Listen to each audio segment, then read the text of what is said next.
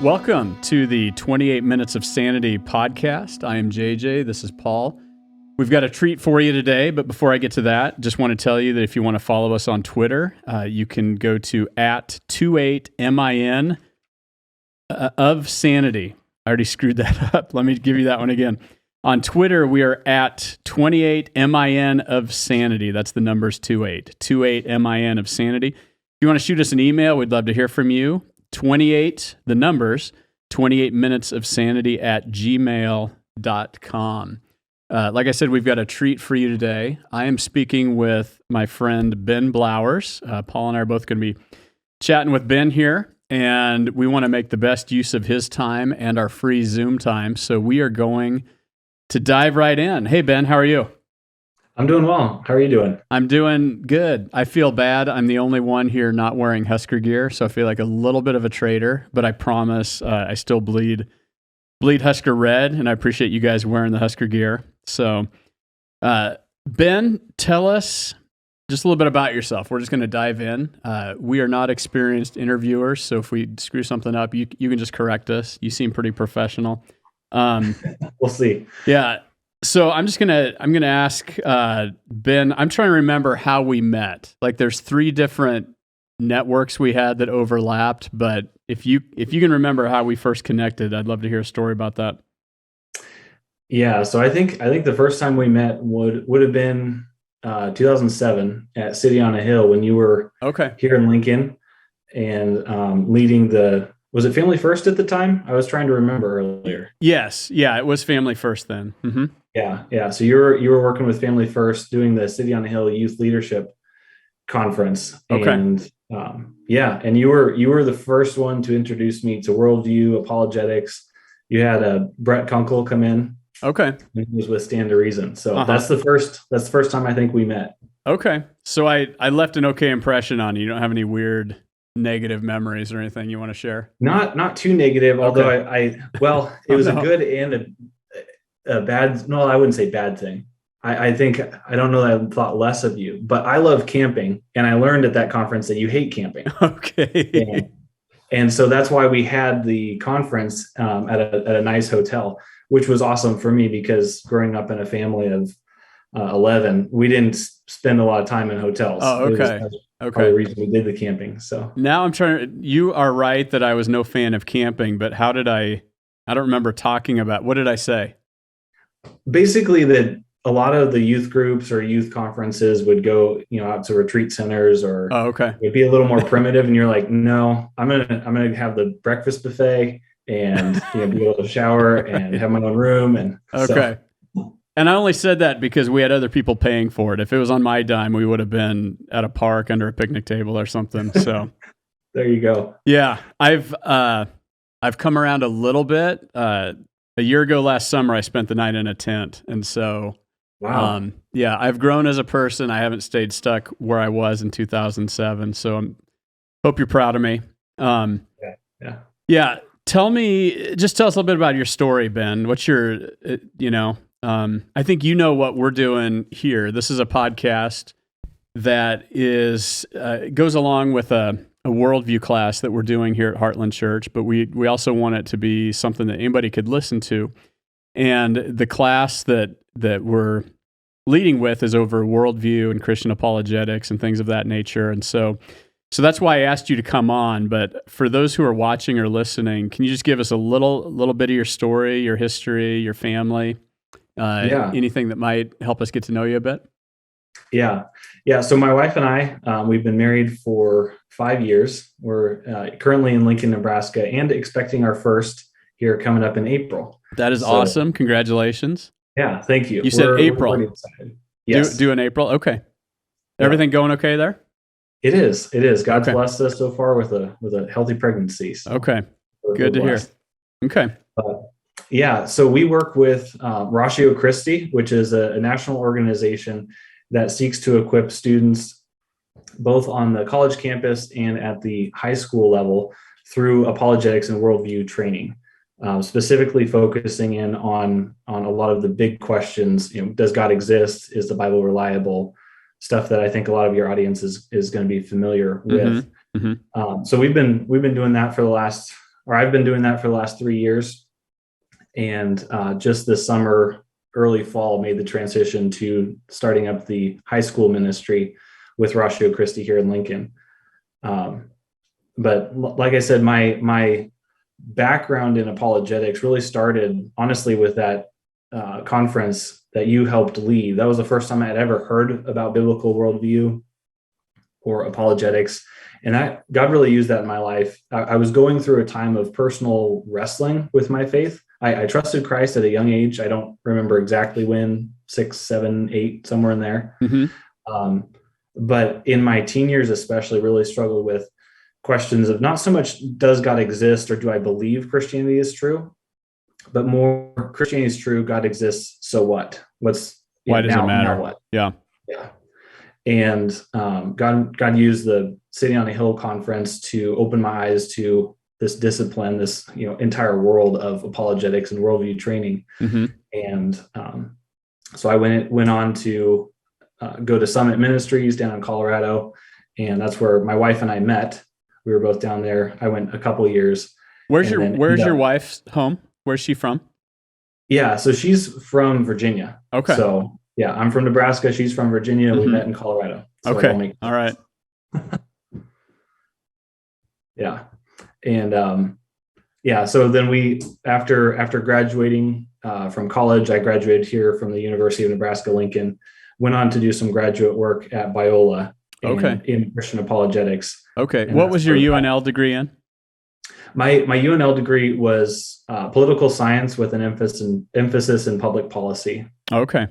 When you, I want to hear about the Biola thing, but when you chose that major, what led you to choose that major? What was your goal in choosing that?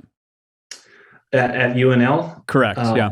I had a desire to go into law and really wanted to do like First Amendment law or constitutional law, kind of some of the what seemed to be the cool areas of law. And after graduating in political science, pursued that a little bit, but God kind of closed that door and opened up the opportunity to go to Biola. Okay. Ben and I, through no master plan of either one of us, as far as I know, have followed some of the same paths. Ben mentioned being involved in the City on a Hill conference, which is a program that I helped oversee for a time during my time in Lincoln. Yeah, I'm not getting any audio, guys. Okay, we heard that. Do you hear us now, Ben? Yeah, now I can hear you. You can hear us now. Okay. Yep. Okay. So I was, I think we're back and good to go. I was just starting to ask you, what led you to Biola, and can you talk a little bit about, if people are not familiar with Biola or the programs they have there? Can you talk about that for a minute? Yeah, so Biola is out in Los Angeles, California. It's a Bible Institute of Los Angeles, I think is what it stands for. I went through Talbot, and they've got a couple different master's degrees, among many others, but at Talbot, they've got two, the master's in Christian apologetics and the master's in science and religion. I went ahead and did the Christian apologetics, and it was a remote or hybrid program, I guess, where I would do the online portion throughout the fall and the spring, and then in the summer, I'd go out for 3 or 4 weeks for a residency. Okay. Which ended up being, classes 6 days a week for 3 weeks in a row or something. Okay. So. Yeah. So then you went out, and when did you finish that program? I graduated there in 2018. 2018, so not that long ago. And that's when you started the Ratio Christi chapter? It is. Okay. It is. Can you explain that? I think a lot of people watching are familiar with Campus Crusade or Cru, NABS, InterVarsity, FCA. I feel like Ratio Christi is less well known. Can you explain first that name, and then a little bit, you've kind of touched on it, but explain a little bit, why do we need another Christian organization? Yeah, that's a really good question. So first off, let me just say that, Campus Crusade, or Cru as they're known, NAVS, FCA. There are a lot of organizations that have been doing campus ministry at the university level for a long time, and they've done excellent work.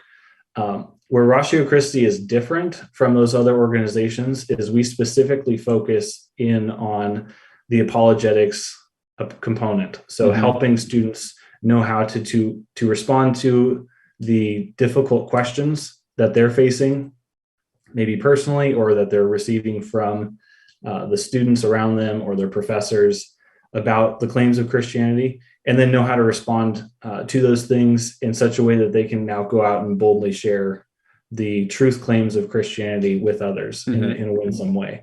So Ratio Christi's mission is more specifically focused on those aspects, where the other ministries are more your traditional, I would say, discipleship, or kind of your more church type ministries. And I don't say that as a slight at all. Sure. But we're a little more focused on that apologetics and the intellectual side. Okay. Explain that name for a minute. That's the language there might not be familiar. Can you just explain what that is? Yeah, Ratio Christi, it's Latin, meaning the reason for Christ, or the meaning of Christ. Okay. Which I appreciate kind of both of those meanings, because you got the reason for Christ. Apologetics is giving the reasons for something. So I always use the example when I was on campus with talking with students, I'd point over to the stadium and say, every Saturday during the fall, you've got 90,000 Husker apologists there filling the stadium. They can tell you why they're a Husker fan, why the Huskers, even in our down years, are one of the best teams in all of college football, and why you should become a Husker fan too. So being an apologist is simply being able to give the reasons and evidence for what one believes. So as Christian apologists, we're simply doing that same thing to those around us. So, yeah, it's just Latin. Latin. Okay. So it has nothing to do with getting ratioed on Twitter then? That's not a thing connected to it? No. Okay. All right. I think some of the best, I think somebody thought we were a metal, like a hard metal band once. And then we've gotten confused, because it's Latin, gotten confused as being a Catholic organization as well. Oh, okay. Just speaking Latin, people suspect you might have. Yeah, we're either metal or Catholic. Metal. So. Okay. So I'm envisioning like your first meeting, and like 20 guys show up in long hair and cut jeans, and they're waiting to see some Swedish metal band or something, and thankfully not. But then one of them comes to Christ as a result of the misunderstanding, but no stories like that, huh? No. Okay. That would have been exciting, though. Okay, maybe next year. All right. So you kind of mentioned, being introduced to the idea of worldview for the first time. You talked a little bit about discipleship. How, maybe a couple of questions blended together, but if somebody says, maybe they're where you were at that stage of life, and they're like, what is worldview? How would you explain what it is, why it matters? How would you go about that? Yeah. So I'm to answer the question, I think I'm going to lean into a few of my mentors who have really kind of captured what I think worldview is getting at.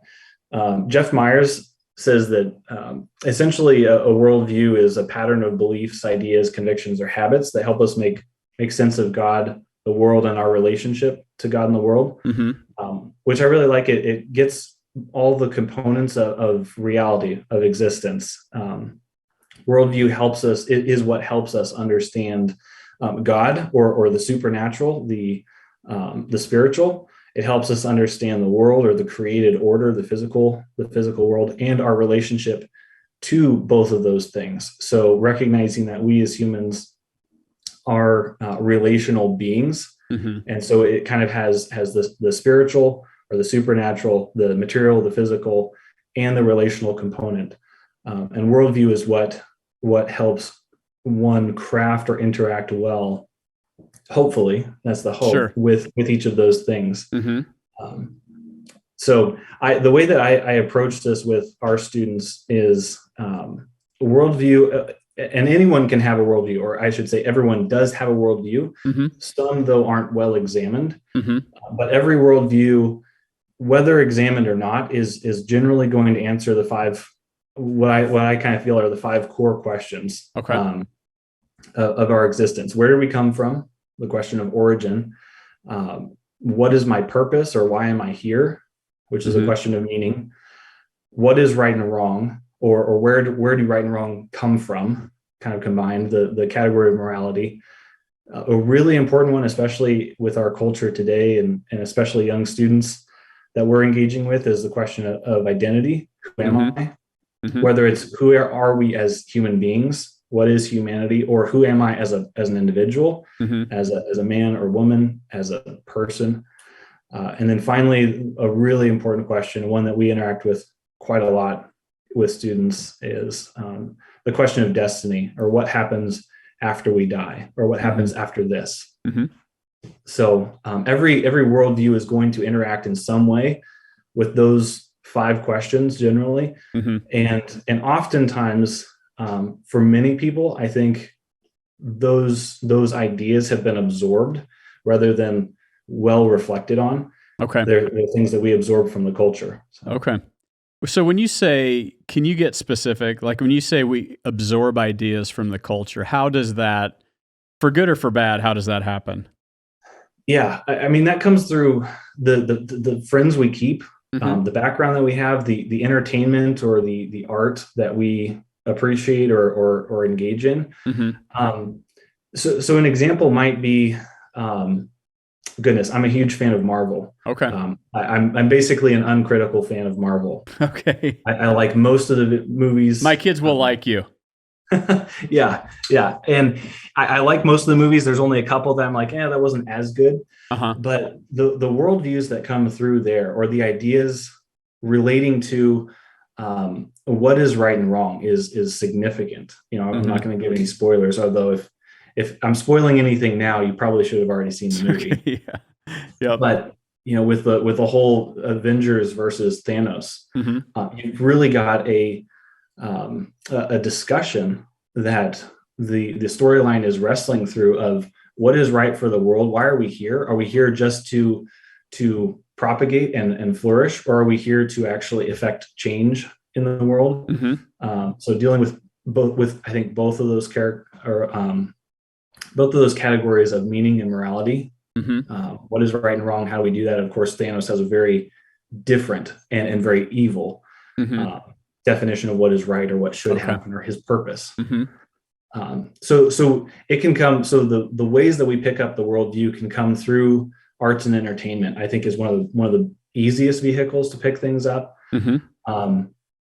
A lot of times, the people that we're exposed to, teachers, celebrities, or those that we listen to, are going to be bringing ideas, whether it's someone who has more New Age or Eastern influences, things like karma or mysticism or the Enneagram, or some of those ideas that are more pantheistic or panentheistic. A lot of times, those things are creeping in to where someone who, like I said, is maybe not well reflected, or hasn't thought carefully about their worldview, or intentionally about their worldview, is probably going to pick up a lot of different and I would say conflicting ideas about God, about the world, and the relationship to those things. Okay. Yeah, that's really helpful. How would you, knowing some of the things that you talk about, having seen some of your emails, without getting into, I won't get into specifics, but if somebody looked at some of the topics you all go into, somebody said, this looks like you're talking about right and wrong, you're talking about pro-life. I think you sent an email out not too long ago where you're defending the pro-life position. If somebody said, this feels like you're just trying to smuggle in right-wing talking points, how would you respond to that? Yeah, that's a fair question.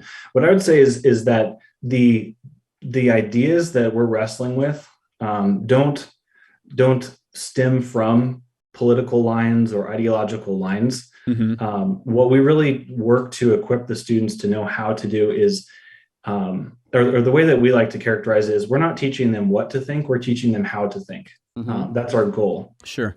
And so things like reasoning well, and using good critical thinking practices or habits and learning what those things are, I think are essential.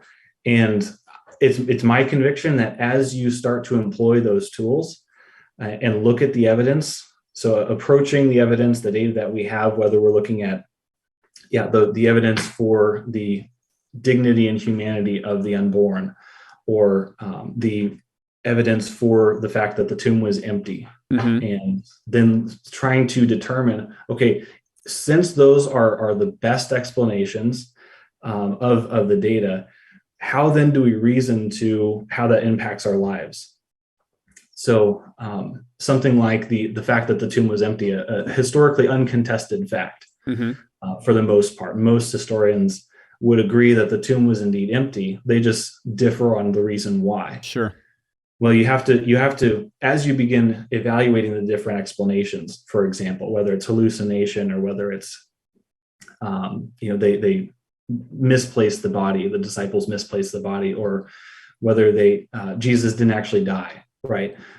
We have to ask ourselves, does that account for all of the evidence we have? And then once we've arrived at an evidence or the best explanation for the evidence, then we have to say, now what does that actually help me understand about the world? Or how should that influence my life? And so when looking at things like whether it's LGBT issues or the unborn, we're using those same types of tools and processes. So real quickly, and I could talk for the rest of our time on the unborn, but real quickly, we can just simply look at the science of embryology and recognize that the unborn are distinct, living and whole human beings. And then we turn to philosophy and understand that there are no meaningful differences between the unborn and the adults now here who are talking, or who are evaluating the status of the unborn. And because of that, we should treat the unborn the same way that we would treat anyone here in this room, or anyone who is interested in the topic of the unborn. So while it may align, some of the things that we talk through, or the ways that we talk about things, may align with a particular political persuasion, it's not simply that's not the intent. That's more an outcome of hopefully critical thinking and employing seeking an explanation or an explanation that accounts for all of the evidence that we have access to. Sure. Okay. Speaking of politics, you guys, or Ratio Christi, made the news not that long ago with there was a lawsuit, and I'm guessing some of our viewers or listeners heard a little bit about that, and I think I texted you at the time, but can you kind of fill us in on if somebody just saw one headline or one article, can you give us some backstory on Sure. how that came about and where that stands at this point? And just as I say, at this point, we're recording this in mid-December, but this may not go out until January sometime. So it might be a smidge dated, but as of today, can you kind of give us some background on that? Yeah. Like you said, hopefully things will have been resolved by the time that this actually gets published. But so the situation was essentially when we were on campus here this last spring, we had extended an invitation to a professor of philosophy of religion at the University of Notre Dame and former UNL professor, Dr. Robert Oddie. He's a well-respected, kind of world-renowned philosopher of religion, and had extended an invitation to him to come speak at UNL and talk about a topic of his choice, probably along the lines of, I think at the time we were floating the idea of something along the lines of, does God exist, or can God exist in the presence of evil? Something like that. So we applied to the university for funding, and after some discussion, the university declined to fund the event. And you can find this in the legal brief if you're really interested to do some digging. Sure. But the university simply declined to fund the event in any way because of the Christian ideological persuasion that Dr. Robert Oddie brings to the table. And can I interrupt you real quick? What level of administration made that decision? Who's in the room who declares something worth funding or not? There are a number of different levels. It kind of depends on where you apply for funding, honestly. Okay. And to be clear, I'm not an attorney or anything. So, right. But there are a number of different people or committees generally that have different types of funds allocated to them by the university, and then they distribute that. And the concern that the Alliance Defending Freedom attorneys brought in the lawsuit is simply that the University of Nebraska has funded a number of different speakers from all sorts of ideological perspectives, including Jim Obergefell, who was whose name is marked forever in the history of Supreme Court law. And so the argument is simply that Ratio Christi should be treated no same. The students within Ratio Christi should be treated no differently. Okay. I would say, than the students for the rest of the university. And so they're simply seeking to be treated fairly and equally as students at the university. Okay. So where does that stand now? What are the possible outcomes and the timeline? Yeah, I don't have any reading on the timeline now that my wife and I have stepped away from the university. As far as I understand it, in the conversations that I've had, it's the university made an initial statement, but I don't know that there's been any movement beyond that, at least that I'm aware of. So, so a couple possible outcomes now. From my perspective, so I'll step outside. I'm not speaking for Ratio Christi at all, but just my perspective. My hope is that the university would reevaluate its policies on how it allocates funds to students and student organizations, and do so in a viewpoint neutral manner, instead of taking into account or as one of the deciding factors on who they fund.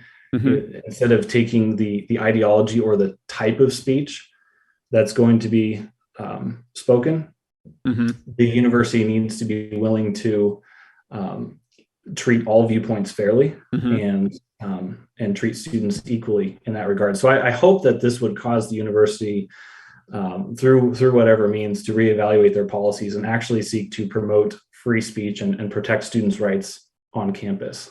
Okay. So you'd like, if people hear this and the decision hasn't been handed down, people can be praying about that decision, that outcome, right? Yeah, absolutely. And okay. I would say especially pray for the students who are named in the lawsuit. It took a lot of courage for them to be willing to step up and be named. I know they've experienced some pushback or some backlash, not bad or as bad as it could have been, I think, and they seem to be doing well. A lot of them are good friends of mine. But pray that they would just be encouraged and God would protect and uphold them, because this is a big step for anyone to take, especially 19, 20-year-olds. Right, so. Right. They're fighting an uphill battle just from the standpoint of their kind of youth and the position they have to do that. So we'll ask our people to pray for them and for that outcome. In answering, Ben, you mentioned transitioning to high school ministry. Can you talk a little bit about that? Before though, I noticed that we hit the 28 mark, so we're headed into some bonus sanity if you have time for that. Absolutely. But all right. So back to the question: how did you? What led you to transition to high school ministry, and what are the similarities and differences of talking about this set of issues and teaching people to think biblically from college students to high school students? Can you share a little bit about that? Sure. It was kind of an interesting process here over the summer. I think that God was working on my heart. He gave me some opportunities to be able to invest in and speak to a lot of high school students through a variety of youth conferences and church conferences or youth groups. So that kind of opened my eyes to in a new way, some ways that I could serve the high school students in this area. Mm-hmm. And then as I started realizing the need, or maybe recognizing it in a new way, from a couple different places. One was just the freshmen who were coming onto the UNL campus, where when they got invested in our group, they would often say things like, "Man, I wish I'd had somebody like Ratio Christi when I was in high school," or "It's so nice to finally have a place to answer my questions." And then as I started looking at the research, Barna's come out with a lot of really good research in the last year or so, looking at this next generation, Gen Z, and some of the challenges that they're dealing with, being the first generation to grow up in a nearly totalistically, if that's a word, sure, totally digital world, uh-huh. right? Where I think the numbers are as high as 95% of teens in the U.S. have access to a smartphone, mm-hmm. right? And so the recognition that I begin to see is that the questions that they're encountering, the objections to Christianity, the types of worldview that they're being exposed to is just more. There's just more ideas that they're being exposed to at an earlier age. The types of challenges and objections specifically against Christianity are going to be more sophisticated, or they have access to more sophisticated objections with the ubiquitous nature of social media, where they can actually come into contact with, oh, well, a loving God couldn't exist in the presence of evil, and here's 5 reasons why religion is false, or Jesus is not God, things like that. Whereas before smartphones or the ease of access to the internet, you would have to intentionally have that question, go search it out, and probably read a book or an academic journal article. And so all of those things kind of coming together, and then recognizing that about only 4% of Gen Z actually has a biblical worldview. And a biblical worldview is defined as simply believing that absolute truth exists, that the Bible is totally accurate, that Satan is a real being and not symbolic, that a person can't earn their way to heaven, that Jesus lived a sinless life, and that God is all-knowing, all-powerful, and the creator of the universe. We're not talking like a specific set of deep theological truths. These are basic, super foundational tenets of the Christian faith. And only 4% of this next generation actually has those biblical worldviews. 4%. All of those things came together.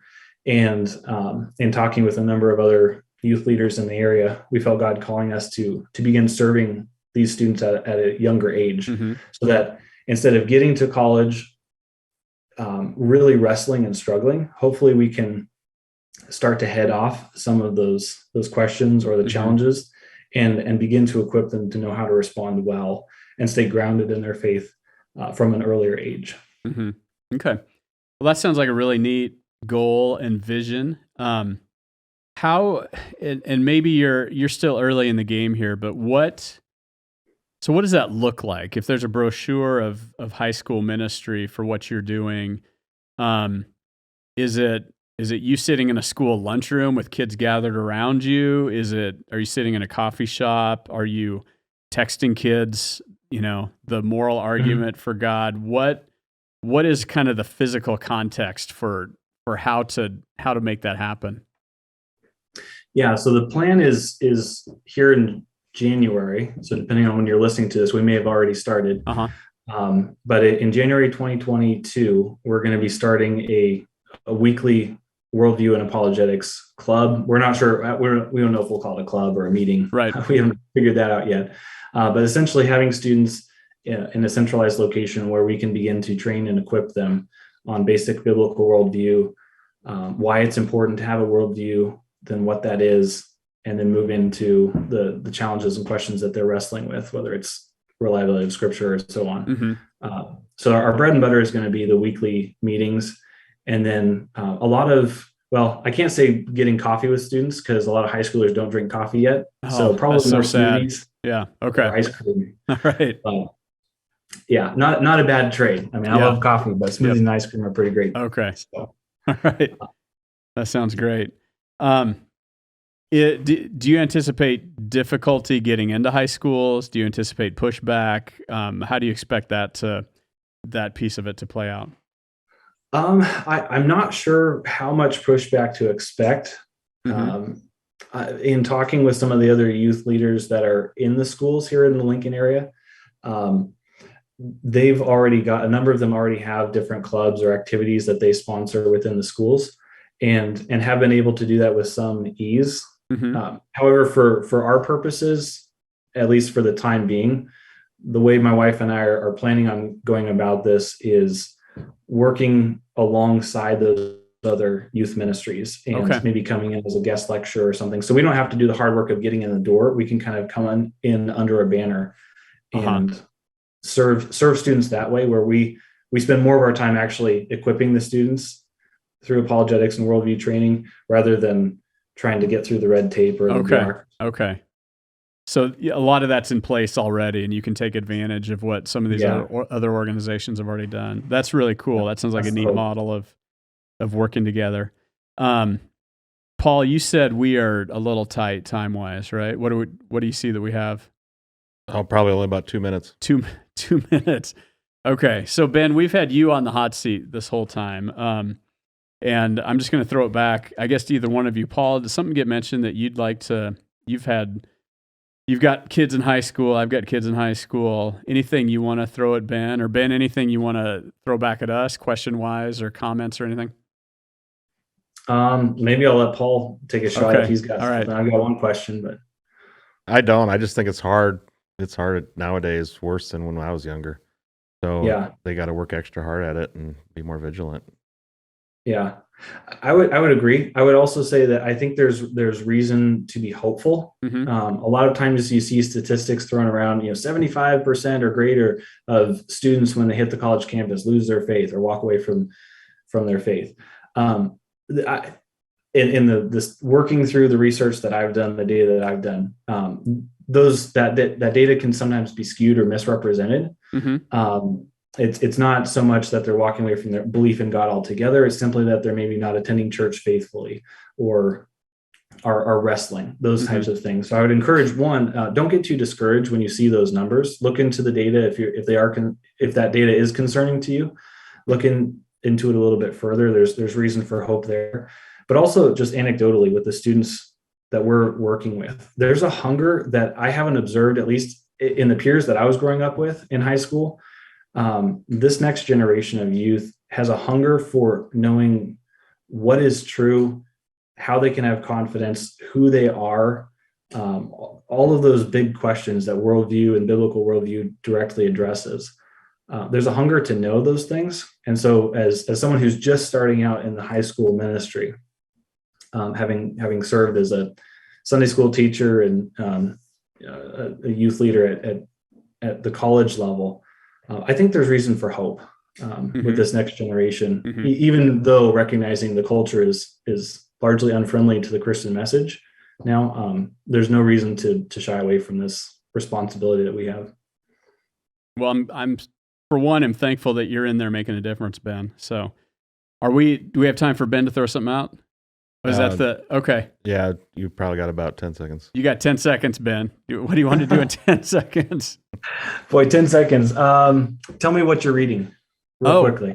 I am reading, even if we get lost, I'll tell you later if you don't hear the end of this, but I picked up a few months ago when books were disappearing from Amazon, I picked up Gulag Archipelago, thinking this is the kind of book that if big tech takes away our ability to get certain books, this is one that I want to own. And I keep seeing Solzhenitsyn quoted all over the place, and so I've been making my way through that. I'm only about a quarter of the way through, but I recommend it. It's not a fun read, but it's incredibly eye-opening. First off, his humanity shines through. Sometimes we hear about these historical figures, and we think, what would I have in common with these people? But he's just an ordinary guy who found himself in extraordinary and really awful historical circumstances.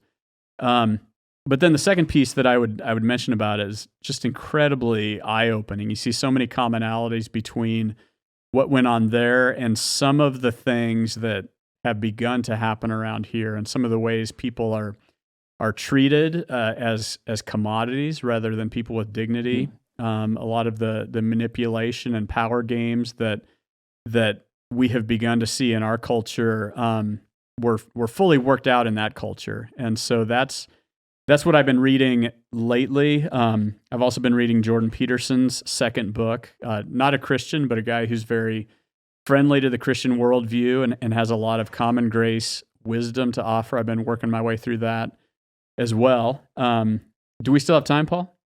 You know what? I don't know what's going on. We're past time and it's still working. So I say just go for it. We are receiving Zoom grace here. So how about you, Ben? What are you reading? I've always got a number of books that I'm working through at various levels. I've really been enjoying a newer book from Sean McDowell and J. Warner Wallace, So the Next Generation Will Know. Okay. Fantastic resource for anyone interested in how to reach this next generation. That's been a really good one. I'm reading a book called Rare Leadership. Okay. And I would say I'm just about through it. I started it out probably within the first couple of chapters thinking that this is one of the best books I'd read all year. Now having almost completed the book, I think it's one of the best books I've ever read. Certainly as far as like what good leadership actually looks like. So you got both guys, both of the authors are trained in theology, but one of them is also has done a lot of work as a psychologist, I believe. And so they even get into some of the brain science and some of the ways that our God created our brains to work, and then apply those understandings to the practice and habits that are essential to leadership. So I'm reading that. I'm reading Carter Sneed, What It Means to Be Human. Okay. Really good book on anthropology. And then I guess the fun book that I'm reading right now is Blind Man's Bluff. Okay. It's a book I picked up, I think at a coffee shop or something. They had like $1 books. Right. And it's a look at the clandestine or the transition from submarine warfare in World War II to the clandestine service. Okay. And starting to use submarines as instruments of spycraft, especially during the Cold War. It's a fascinating read. Has a lot of fun stories about losing nuclear warheads in the Mediterranean and near collisions with Russian subs underwater. And oh my goodness. Okay. It's awesome. Okay. A little different flavor than what you usually end up reading. Yeah. Okay. Yeah. Okay. Cool. All right. Well, that's pretty much been all the questions I have. We can start to land the plane here. But just want to say, unless you have anything else you want to mention or ask or throw out, just want to say how much I appreciate you being on the pod today, just taking time out of your schedule. I don't know if people know this, but we're not paying you for this. I don't know if you knew that or not, but this is, you're getting nothing in return for this. So I appreciate you taking time to do this. Appreciate what you're doing, the ministry that you have there. From what you describe and what I know of you, what's going on there is really, really vital. In these times, I know that anybody motivated to be watching right now has the same concerns. Do our college students, do our high school students have the tools to think well, have the tools to use their minds to the glory of God? And the fact that you're in the mix right now doing what you're doing, I know that our watchers and our listeners really appreciate it. And so just want to say thanks for what you're doing, and want to give our best to Janae, and we're praying the best for your little one due in April. So thanks for being on the show today, Ben. Yeah. Well, thanks for having me. And just let me appreciate you. This is just returning the favor, and this is the fruits of your hard work back in 2007 of training some guy who was wrestling through his own faith and what I was going to believe. So God's been gracious to both of us, and you've played an instrumental role in my life. So, well, that's really cool to hear. Thanks, Ben. As we sign off, just want to remind you, if you have a question or comment, you can look us up on Twitter at 28min of sanity. That's on Twitter, or you can send an email to 28minutesofsanity@gmail.com. This is JJ on behalf of Paul saying thanks again to Ben, and we hope to see you again soon. Thanks.